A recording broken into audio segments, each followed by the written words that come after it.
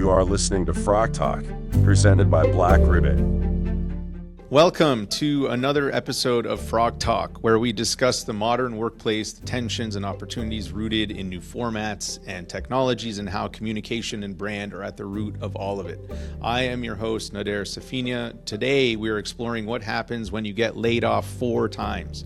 Realize that job security is a myth, and decide to build AI-powered systems that do what most companies won't, actually generate revenue instead of looking impressive on a dashboard. I'm joined by Josh Shaner, founder of Brave, an AI-powered automation agency that helps SMEs turn ignored leads into real revenue. Josh spent over a decade in the New York and LA agency worlds, working at shops like Ogilvy, CP&B, and Media Arts Lab on brands like IBM, Watson, and IKEA. But after 4 layoffs taught him that no paycheck signed by someone else would ever provide real security, he became an early adopter of ChatGPT, used AI to effectively replace himself at work, and ultimately left the agency grind to build something better. Now he's building what he calls software with a service, AI employees that actually pay for themselves, generating results for clients like $147,000 from 1,000 old leads and $5.2 million in 90 days. Josh, brother, welcome. Thank you, Nader. Lovely to be on the show. Appreciate it. I'm so happy you're here. Yeah, same here. You've come to be an important person in my life very quickly, so I'm really glad you're here, and I appreciate that. Of course. Let's just dive right in. Start with the hard truth. You, as we've noticed, got laid off 4 times. What did that teach you about workplace culture in the agency world? When did you realize the system was broken? How did it impact yourself, and what's been the outcome? Yeah, I think one of the interesting pieces was, getting into an industry like advertising and marketing, right? I didn't have a very good plan other than to kind of make myself the most indispensable person at the agency, right? Try to get in front of the CEO as much as possible, and then be that kid with the binder, with answers to all the questions, right? And it was awesome. Agency life is really fun. You got to, work on big brands, big budgets. At the end of the day, though, the problem with that industry is if an account decides to walk away from an agency, there's a ton of layoffs, right? And so it's not necessarily any fault of anyone's own, but it does have that quality of a grind, right? So around my 3rd agency is when I was laid off for the very first time, which was, middle management. And, I kind of realized okay, that's part of the game. But then, it happens again, it happens again, and it happens again. And you start thinking what am I even doing in this industry if it's so volatile, right? I have no control really over what happens at the agency level if I'm not a principal, right? So, or managing director for that matter. So it's very difficult, and it was. I kind of figured that out, around 2020, when I was like, I don't really, enjoy this industry anymore. I love the people we work with, I love the brands, but, just didn't love the layoffs. Yeah, no kidding. The agency names that are listed that you worked at are essentially dream locations for advertising people. I mean, when you're talking about the big guys, yeah. In the ad space, Ogilvy is, so well known for so many very successful campaigns. Dove always comes to mind. CP&B, and the agency life, the agency grind is almost always associated with sleeping under your desk, working insane hours for many, many years. Yep. And I wanted to, just kind of highlight in your experience, if we do focus on culture for a second, what's broken about that agency? That space, because the grind life is one thing, but if that can be mitigated, how can it be mitigated, and what really stood out to you as the break? Yeah. So at the big agencies, I think that's what we want to talk about, because I think that's where a lot of young people in this industry aspire to work at, right? Yeah. But it kind of, what I'm about to say, kind of like applies to literally any agency, whether it's a boutique agency or if it's a massive agency that's under a holding company like WPP, right?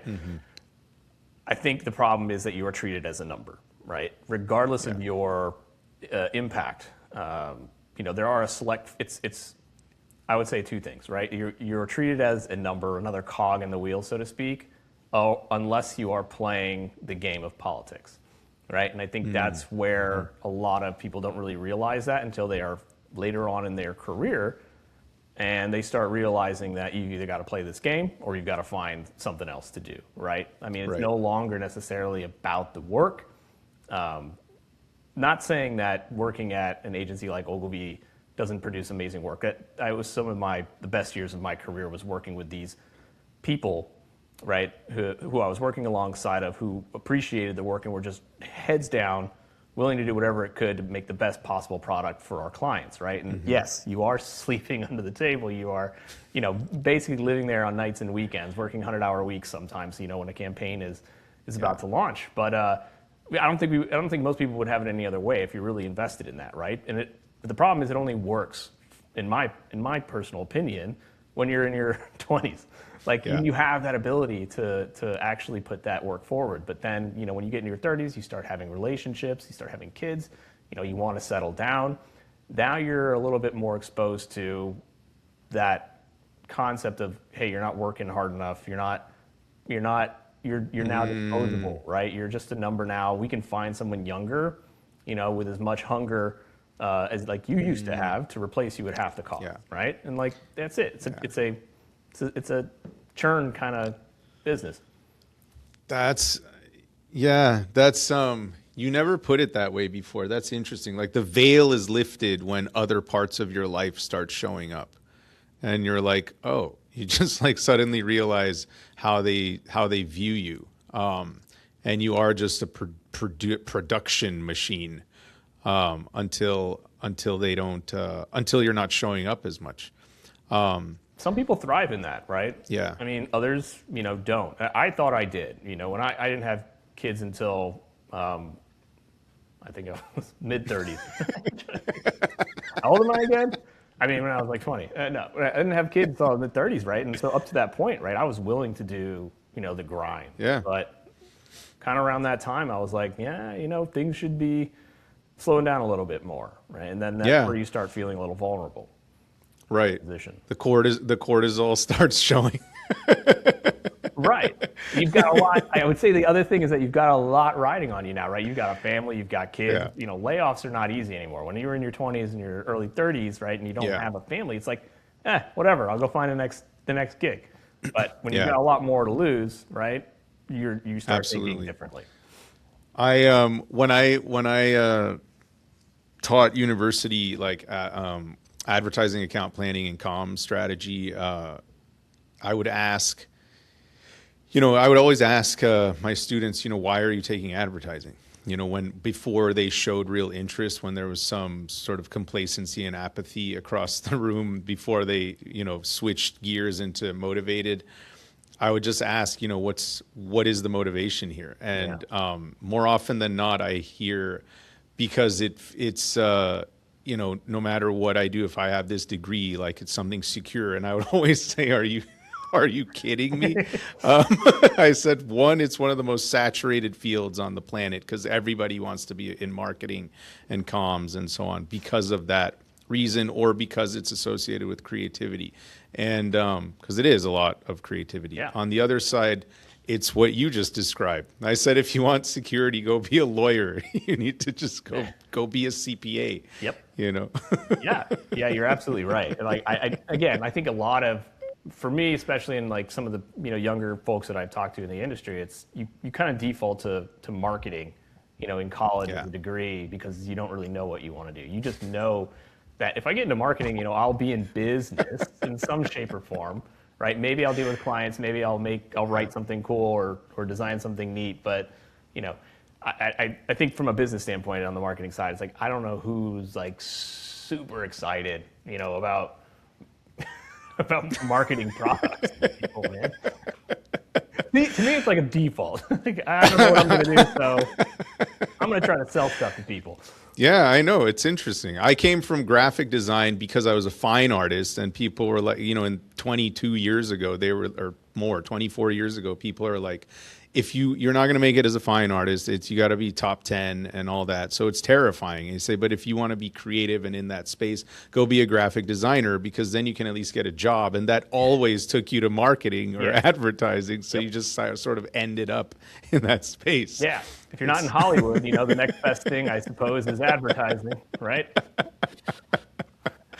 Yeah. So let's jump forward to AI and your current space and what you're doing now. What does it mean to effectively replace yourself with AI? And what happened when your employer realized you'd done that, in the sense that, saying that was the catalyst for you to move on and run your own thing? Yeah, I don't think my employer realized that I had done that. So you're exposing me now.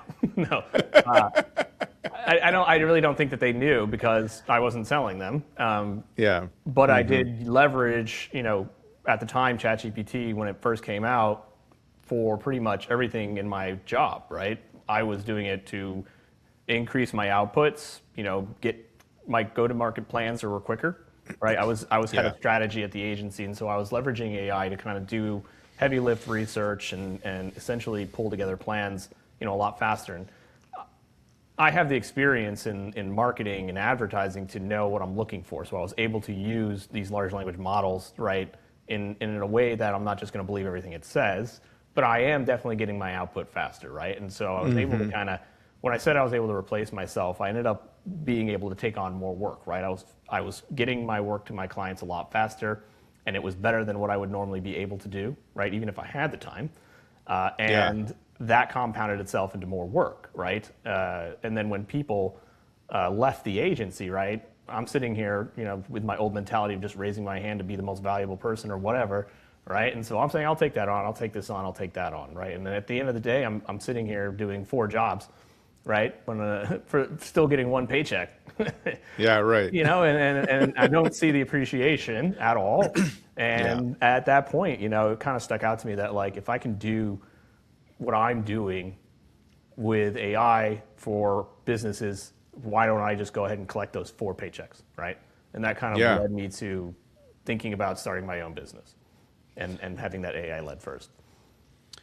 And so in terms of that led you to starting your own business, what was the motivation there specifically, as opposed to, if I'm getting, if I'm doing the work of 4 roles, I want to get paid for 4 roles. What was the reason beyond that, or below that, I guess? Yeah, I would say that, it kind of goes back to that whole 4 layoffs thing, right? Like 3 of those 4 layoffs happened in the span of 5 years. And that's volatile, right? Like, I didn't want to keep having that happen, especially when I had kids. So I took this role on at this former agency that I was at, simply because I needed a job.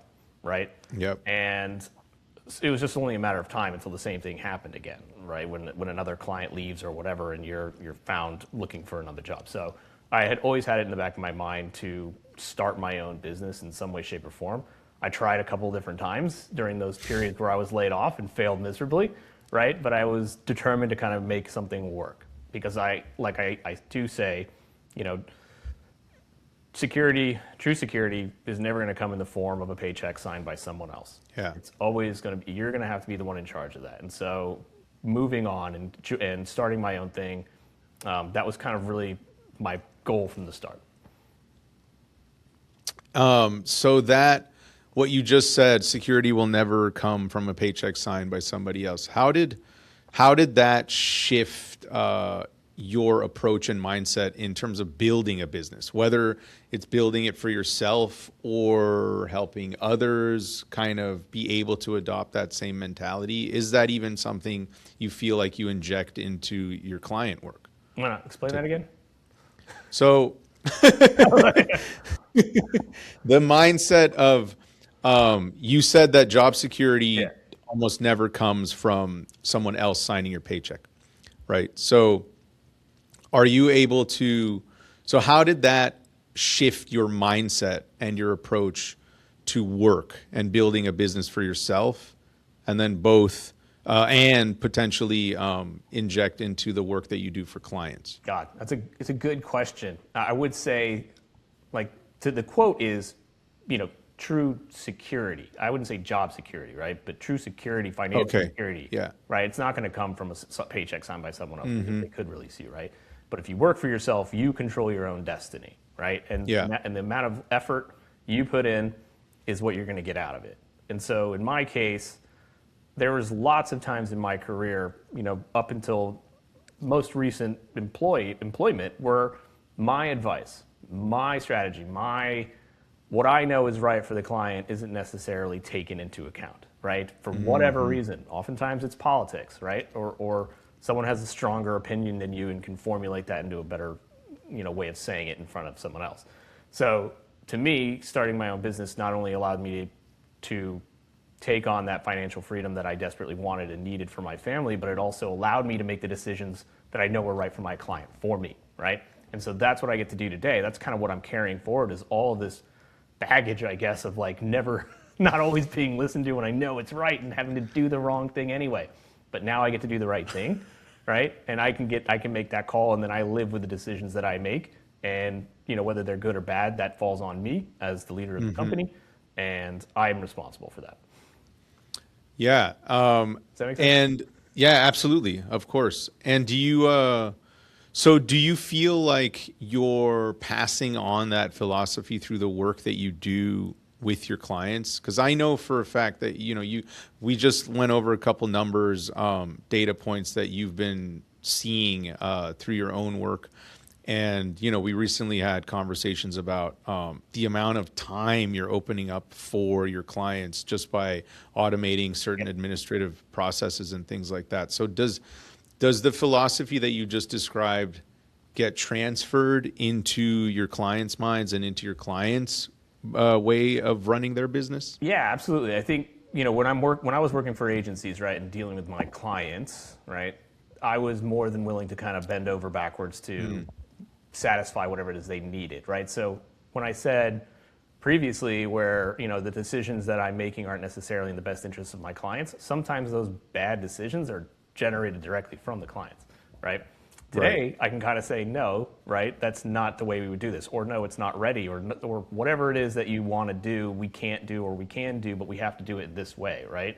An example, I'm in the AI automation space. So we build AI employees that essentially, help 10x the output of an organization we work with, right? Whatever it is, whether it's speed to lead, it's waking up, inactive leads, or it's managing client reviews and feedback, right? If the system isn't in place to actually allow these AI employees to work, right? Whether that's bad data or whether that's a broken operation, right?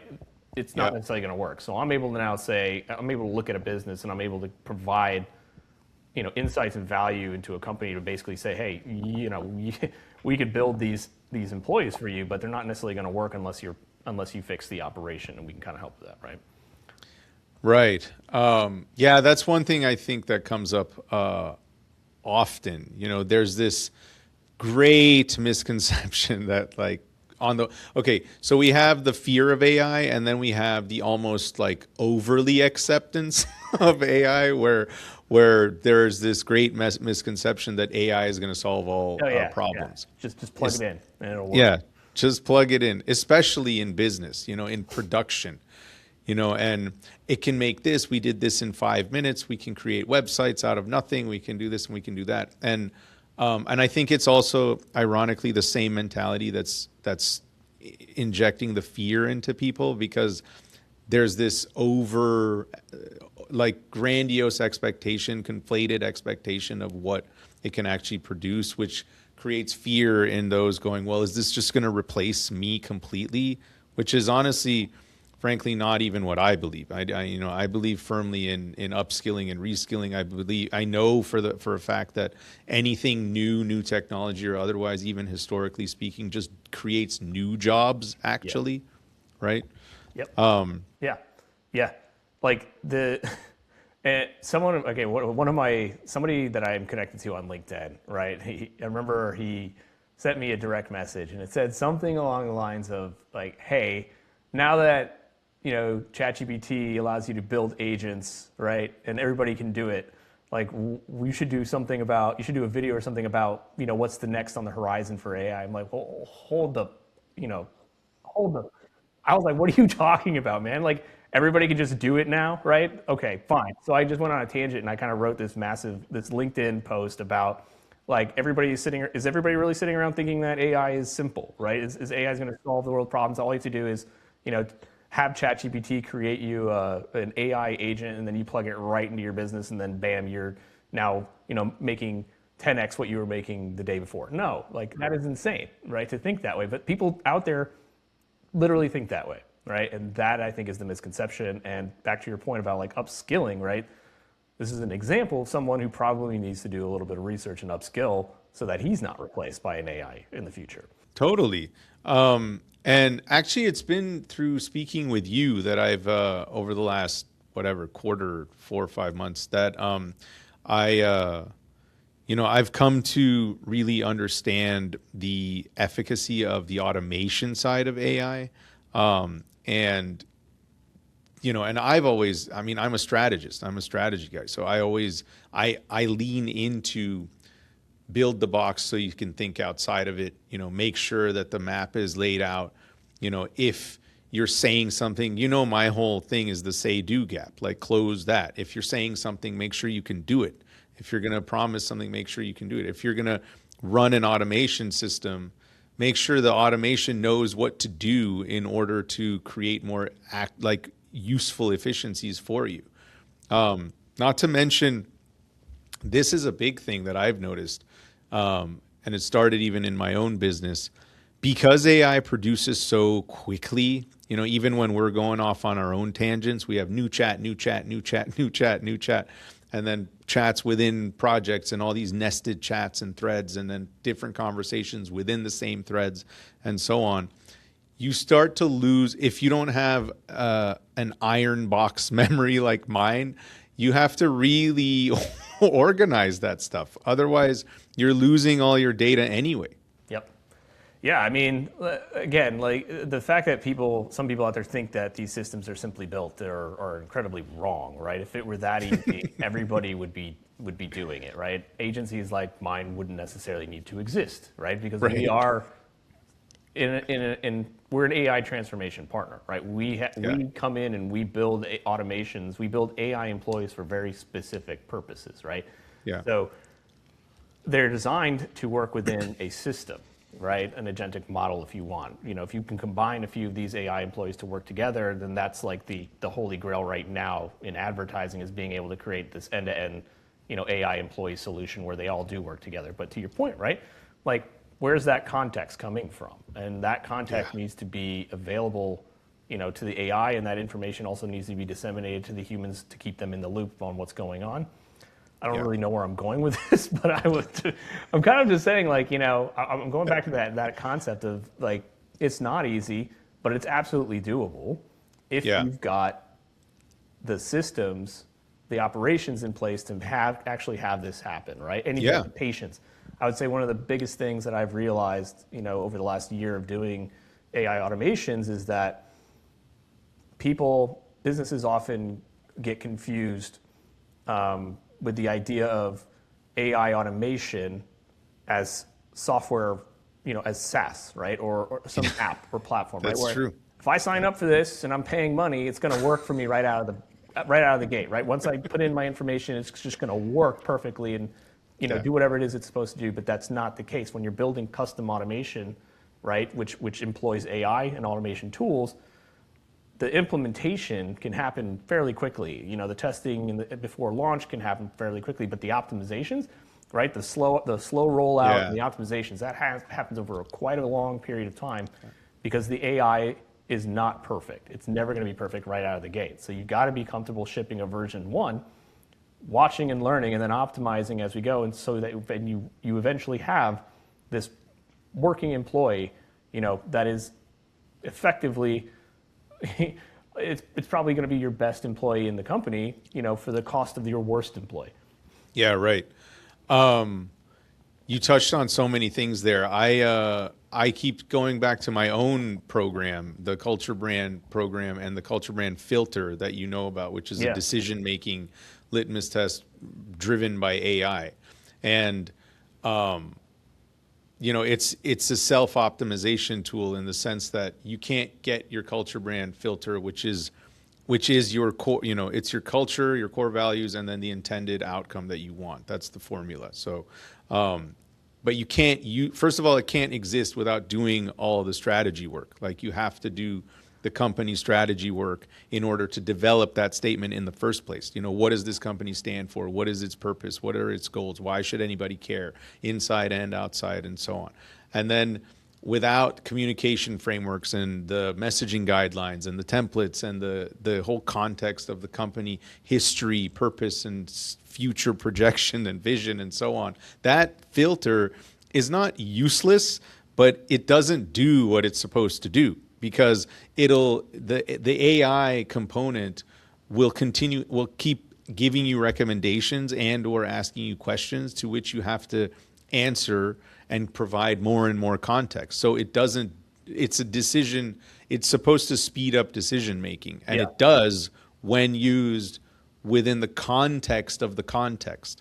And without it, it's just you talking to an AI with no real end goal. It's just you, again, pushing your own opinions into the thing, so it's no longer objective. Yeah, I love what you're building there. I think that's smart. And I've said this before, like the idea of, the culture brand is something that I had never heard of until I met you. And it was one of those things where I was like, this is like a light bulb, no shit moment, right? Yeah. I can say that on your podcast. You can, yeah. I mean, it's like a no shit moment. Like, why would you project something to the world? You have this forward, facing brand that you're trying to communicate to the world, but internally, none of that actually happens. I mean, I've been there, right? I've been in multiple agencies where this is the case, right? And it sucks, for people. So, incorporating, I think, if what you're saying is, I don't know if you're talking about the product that you're launching, right, or your school group, but if you are talking about, if you have a way to make this available to the masses, right, to people who want this, which I think would be any business, right, mine included, being able to allow us to kind of do the strategy work to actually incorporate our core values into not only what we are projecting to the world, but to our own employees internally, I think that's incredibly valuable, right? And I don't know why you wouldn't do that, because if you live and breathe your values, the turnover is going to stop. I work, a lot with home lending, and turnover in home lending is with loan officers, right, is incredibly high because it's high churn. It's there's a lot of stuff that they expect when they walk into an office that they don't necessarily get, right?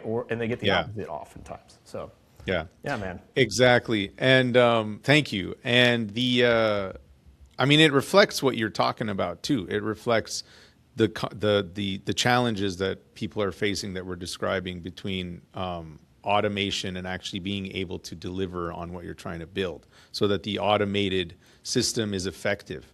So how does all of this translate back into Brave and what you're trying to build at Brave? How does the culture you're building within your company differ from an agency culture, the one that you left behind? God, man, I don't know. I haven't even thought about that. Well, you should. I know I should. I mean, for me, I am a strategy nerd, right? And I'm a tech nerd. I'm not the best at automating, but I got people who are really good at it, right? Who do the automation work, right? My mind is more ideas. How do I take what the clients need, right? And how do I translate that into a strategy or an idea on how to automate these things, right? That stuff is super fun for me. It's nerdy, in the technology world, this is nerdy. I do want to have that kind of mentality with anybody I work with, right? I don't want somebody sitting around doing automation because they hate it, but they love it, right? They're passionate about solving problems with AI automation. And I mean, I should. I don't know, man. This is why I'm talking to you, right? Maybe I should.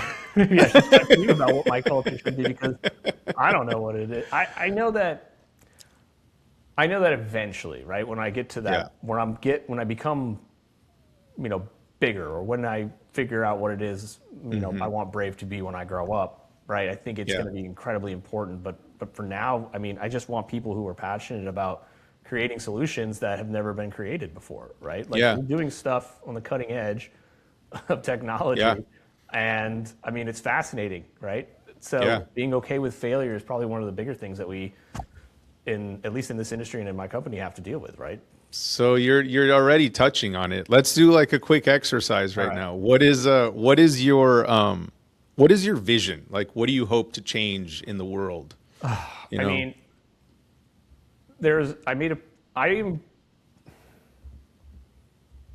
my company, like my stance at this point, and I've made a recent change in the business, right, is I want Brave to be the AI automation firm for mortgage and lending. I think that is an industry that is ripe for disruption when it comes to technology, but it's also, I believe it's necessary because I think the people who work in mortgage and lending need these technologies in order to improve not only their way of life, but their business.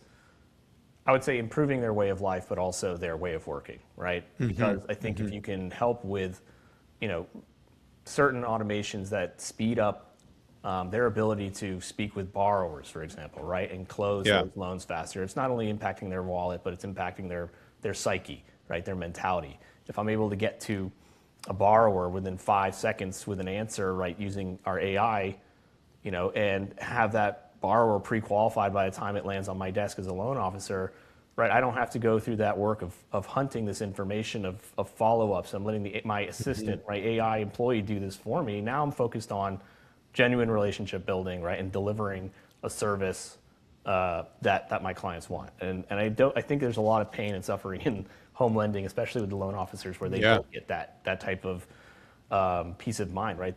They are hunters by trade, right? And there's a lot of phone dialing, there's a lot of list building, and that's just like not where they should be focused. They should be focused on providing a valuable service.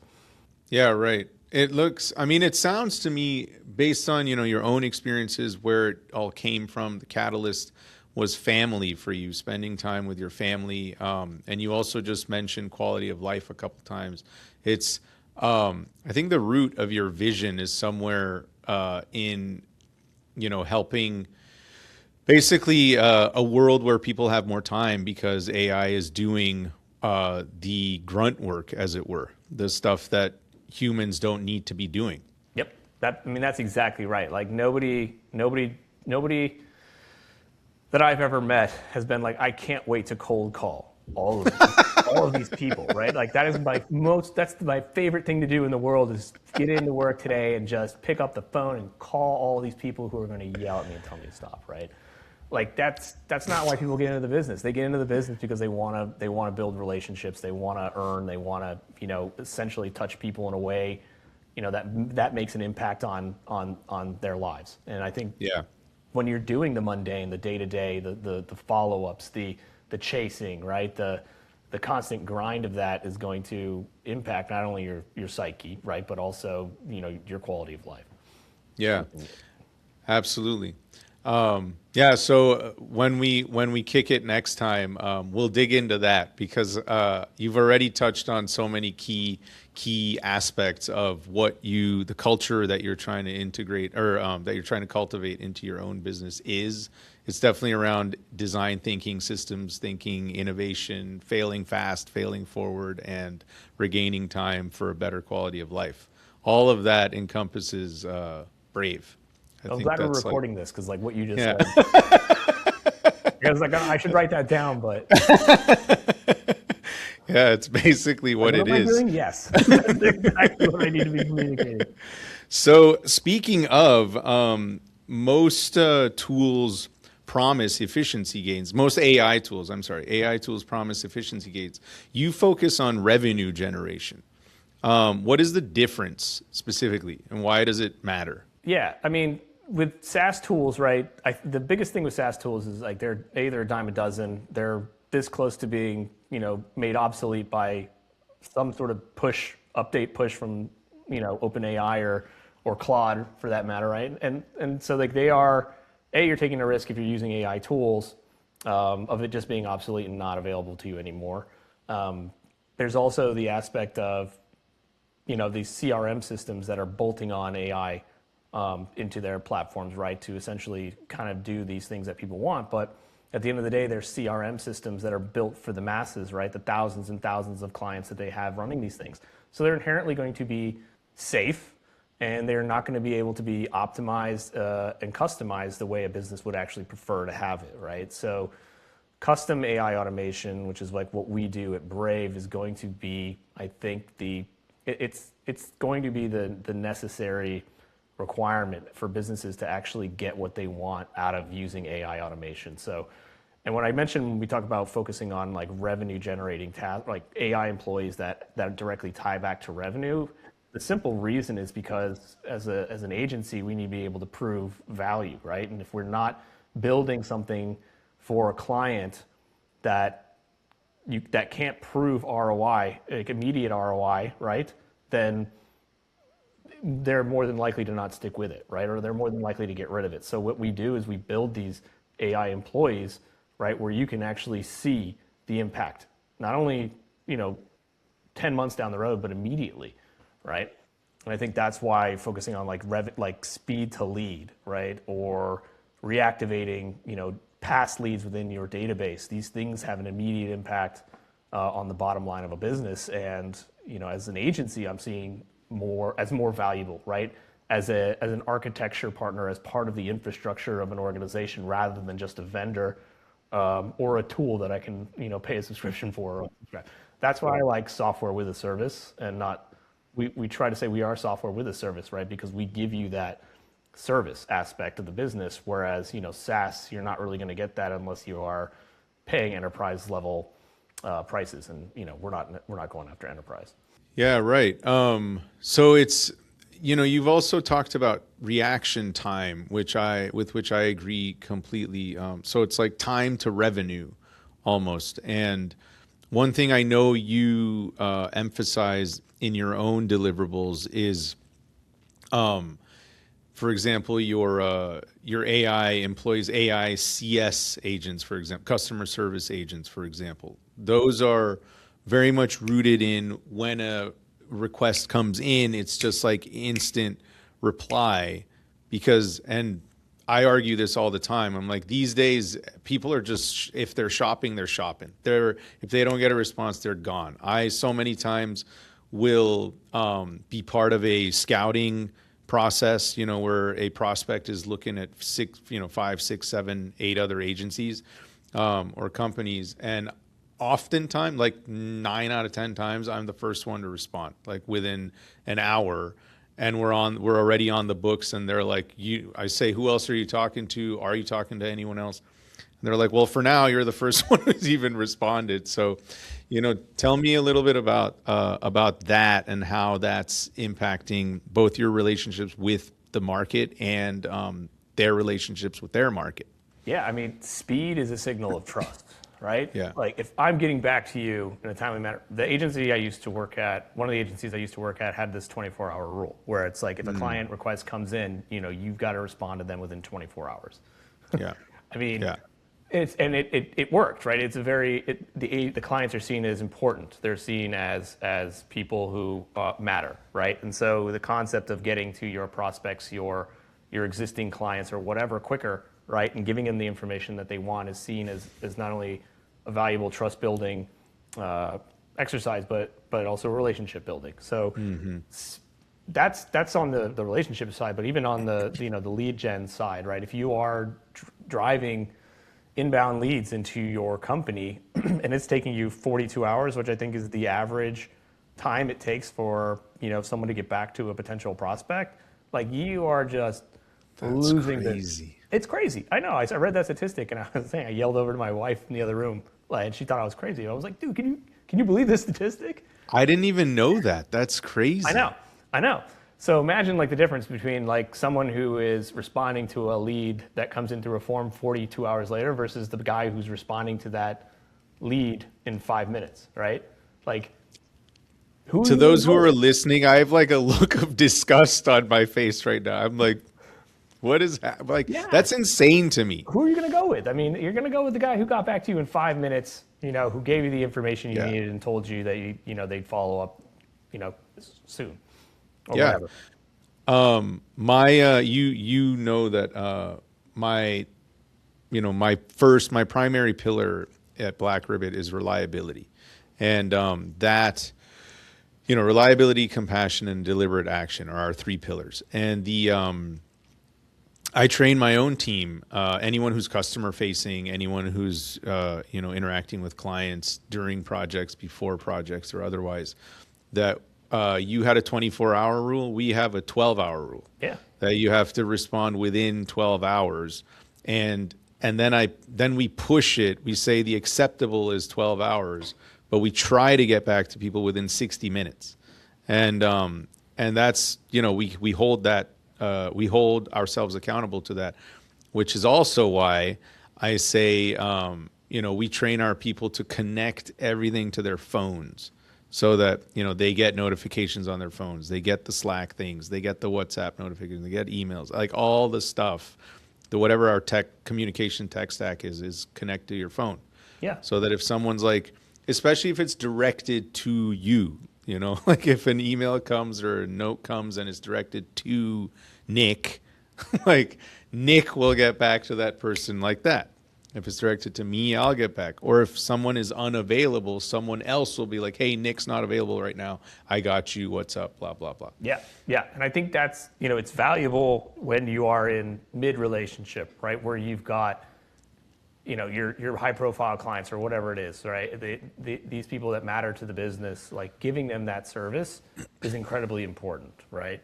Yeah. I don't know if an AI is going to be able to help with that, right? That to me is more of like that human touch that people need and crave and will never go away, right? And I think that is kind of the difference is like where are the points within a business, right? The touch points within a business that are okay with an AI being involved, right? And in my opinion, you're in a service-based business and you have big clients that spend big money, right? And once they're in the door, that's where the white glove service should happen, right?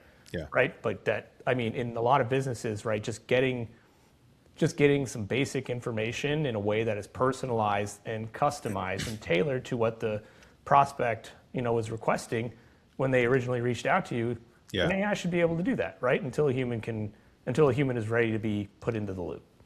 Exactly. And to go back to our earlier, what we were talking about earlier in terms of delivering on what you say, when you put in an AI agent on the front end to handle, those quick requests. I know you, for example, do a lot of, got it. I'm going to pass you to someone who can answer this question more effectively so that they're at least already in the, within the stream of the conversation. And then, so if your AI is like quick to respond and all this, then, when you are in the middle of that stream of communication, your people better be able to reflect the diligence of the machine as well. Because again, if you're creating an expectation of diligence on the front end, and then you get through and you're just, it's just crickets for 4 days, you're like, okay, what happened? You guys were so good for a minute. And that's where the system breaks, right? That's where the value in AI employees, it falls apart, right? Because if the internal model is broken and people are not getting back, like, I don't care if the AI can respond to a prospect in 1 minute, pre-qualify them and get them booked onto a calendar. If that person doesn't actually show up, someone internally doesn't show up to the meeting and then goes on to like never email the clients back, like, okay, yeah, you're just sabotaging yourself. You fix the top of funnel, but your internal mid funnel, lower funnel is broken. Like, you're not going to get the value. Yeah, that's right. So as we wrap up here, looking to the future, how do you believe AI automation will reshape workspace culture specifically? And what should leaders be preparing for? How do you welcome the AI employee, as it were? Yeah, I mean, the biggest thing that I'm hearing, right, is a lot of AI projects are just being sabotaged internally because there isn't a lot of communication. One, there's not a lot of communication around, there isn't a lot of education around what AI it can and cannot do. So when, frontline employees hear AI is coming in to do X, Y, and Z, they're naturally going to say, well, I will reject that, right? Because that's a threat to me. It's taking away work that I do, and therefore I'm going to be more replaceable, right? The other problem with that is these decisions of bringing in AI are being made at the top, right? And they're gung-ho about it, but they aren't even thinking necessarily how their frontline workers are going to react to this, right? And so part of what we do at Brave is we try as best as possible to work with our clients to, especially a new one, right? Where it's hey, we're going to be building this AI employee for you. We want to do rounds of stakeholder reviews with your frontline employees so that they understand what we're trying to do and making sure that they understand that this is not something that's going to replace them, right? We can't replace them. We need them. But this is going to optimize the way they work so that they are actually able to achieve more, and do what they want, more of what they want to do and less of what they don't want to do, right? Yeah. If we can paint a picture of how this is going to make their lives, a lot better, then resistance kind of goes away, right? And leadership buys in, and then not only is leadership bought in, but now you've got frontline workers that are also bought in, right? And it's not like we're coming in and saying, hey, we're going to replace the entire sales team with AI robots. No, you can't do that. And anybody who says they can do that, all right, good luck, okay? Right, what we're doing is we're building AI employees that are designed for very specific functions within a business to do things that most people don't really want to do or can't do really well, right? In order to make these other employees valuable. So I would say, the horizon, I can't see that far, given how quickly technology changes, but I can say that for the next, few years, these AI employees are going to become more and more valuable and important in a business. And I don't think, what I do believe is that if businesses aren't adopting this now, right, they are going to be so far behind, considering how quickly this technology is shifting. They're going to be so far behind, it's going to be like running, a marathon in flip-flops. You're just not going to be able to catch up to your competition. Yeah. So start figuring out how you're going to incorporate that into your businesses today, but also more importantly, start talking with your people about incorporating it to find out what it is that they want, right? And build that for them. Yep. Right? Exactly. And there you have it. Again, communication is at the root of all of it. Agreed. Thank you so much, brother. Thanks for being here. Yeah, man. Tell our guests where they can find you, how they can reach out to Brave. I'll tell everyone, Josh's LinkedIn content is awesome. He's got some awesome insights out there, so follow him there, but let him know. Yeah, I would say reach out to me on LinkedIn. I guess it'll be in the show notes or whatever, but I don't even know what my LinkedIn handle is. You can find us. I know, it's bad. You can find us at brave.co. That's braive.co. Just send me a note or shoot me an email at josh@brave.co.